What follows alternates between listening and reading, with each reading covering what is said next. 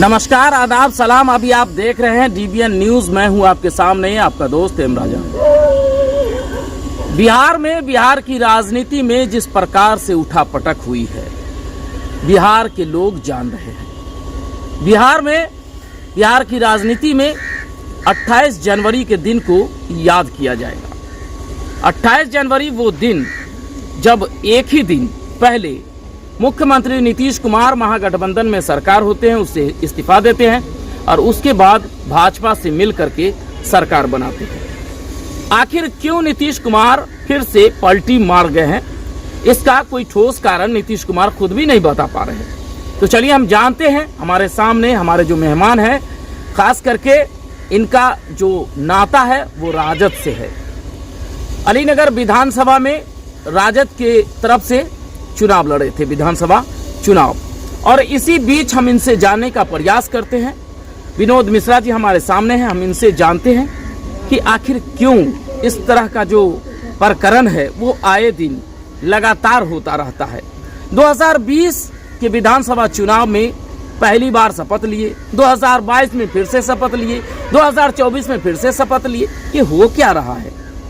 बिहार एक ऐसा राज्य बन गया जब एक 5 वर्षीय में अब तक 3 बार शपथ लिया गया। अब न जाने 25 बाकी है, 24 का कुछ हिस्सा भी तो शुरू ही हुआ है।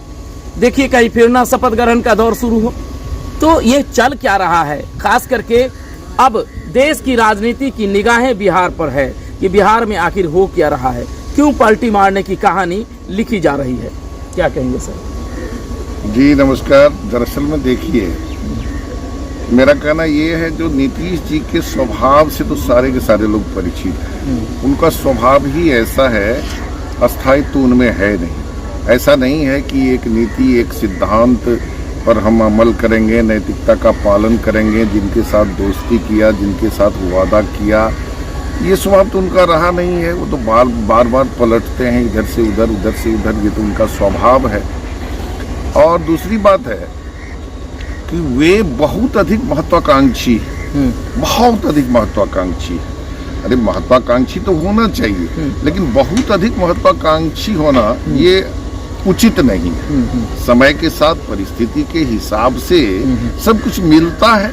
जो जिस योग्य होते हैं, उनके मन में प्रधानमंत्री बनने की प्रबल आकांक्षा इतनी तेज हो गई कि वो सब्र नहीं रख सके। तो आप तो भाजपा के साथ जाकर के प्रधानमंत्री बन जाएंगे वो।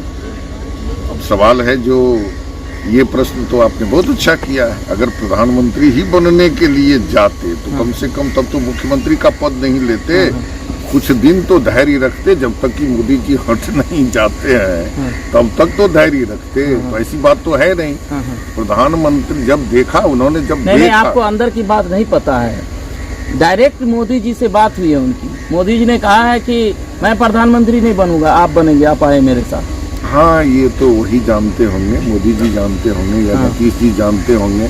और मैं मोदी जी से आग्रह भी करूंगा, जो नीतीश जी के इस ख्वाहिश को नहीं अधिक दिनों के लिए तो कम से कम 1 दिन के लिए पूरा कर दें है ना?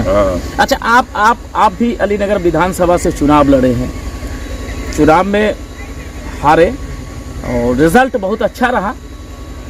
तो आपके सामने भी ऐसी कई परिस्थितियां सामने आई होगी जब आपको लगा होगा कि मुझे कमजोर किया जा रहा है, मुझ पे दबाव बनाया जा रहा है, मुझे पार्टी छोड़ने के लिए मजबूर किया जा रहा है। तो कहीं ना कहीं आप डटे रहे। जो विरोधी थे, जो लोग ऐसा करना चाह रहे थे, जो अभी भी करना चाह रहे हैं, तो उनको भी वो बात जो है वो पच नहीं रहा होगा, क्योंकि आप पार्टी तो छोड़ नहीं रहे हैं। पार्टी में आज भी आप मजबूत स्थिति में बने हुए हैं।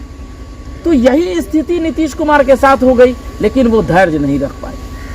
देखिए, जहाँ तक मेरा सवाल है या किसी का सवाल है, तो राजनीति में अगर हम हैं तो हमारे साथ साथ तो अन्य लोग भी हैं ना।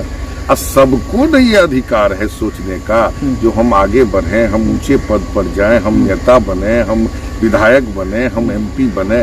तो अगर लोग सोचते हैं तो ये गलती कहाँ करते हैं? किस पार्टी में नहीं ऐसा होता है? हर पार्टी में ये चीज होता है। और मेरी पार्टी तो बड़ी पार्टी है, शक्तिशाली पार्टी है, संगठित पार्टी है। तो हमारी पार्टी में अगर कोई मेरे प्रतिद्वंदी होते हैं तो हमको तो अच्छा लगता है। इसलिए कि यदि प्रतिद्वंदी नहीं हो, प्रतिस्पर्धी नहीं हो, तो आप मेहनत नहीं करेंगे, मजा ही नहीं आएगा, कोई मजा नहीं आएगा। तो ये सब चीज तो होनी ही चाहिए, लेकिन धैर्य जरूरी है। अगर राजनीति में आदमी धैर्य नहीं रखेगा तो वो कभी आगे नहीं बढ़ पाएगा।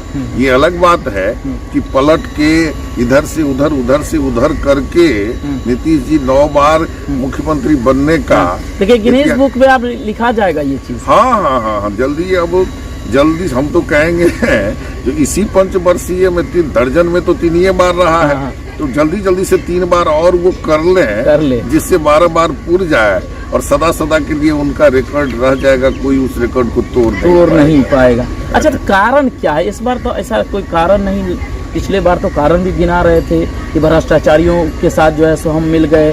तो इस बार कोई कारण उनका नहीं सामने आया।